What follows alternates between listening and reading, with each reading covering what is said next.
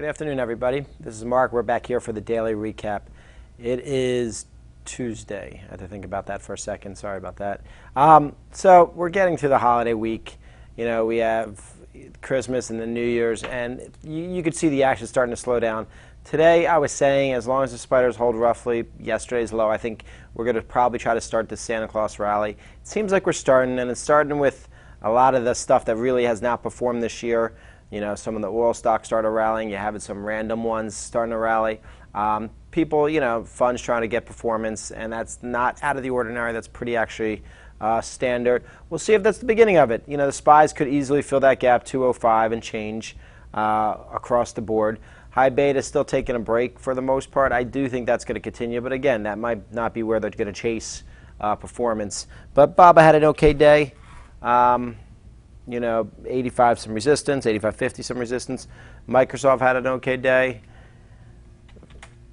And Facebook had an okay day. Yeah, not really that an okay day, but, you know, hung in there. Amazon, Google was up, but not that exciting, and Amazon was down a little bit. So overall, stuck in the ranges, at least high beta. But then you had oil.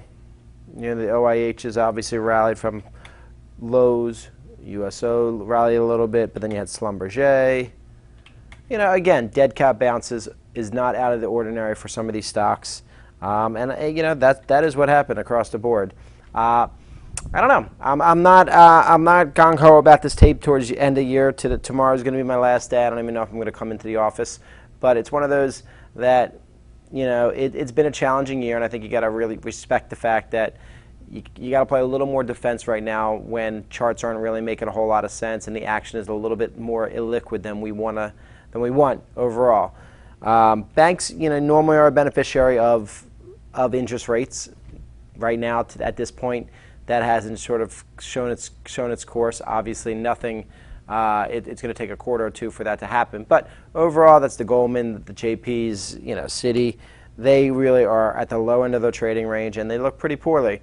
This could bode that, you know, this market's going to get hit again. But right now, I don't think it's happening pre the end of the year. So I think you just got to stay the course and look for that 200 as that support.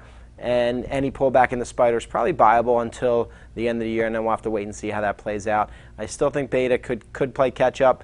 It might be next week or, you know, towards the end of this week. But it's soon. If it's going to do it, it's going to do it very shortly. Obviously, it doesn't. The days are running low at this point in time.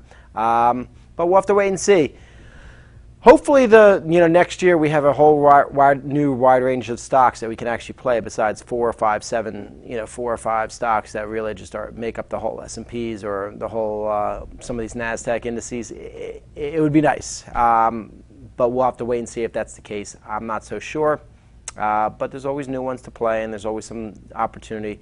It's just our job to take advantage of it and find it.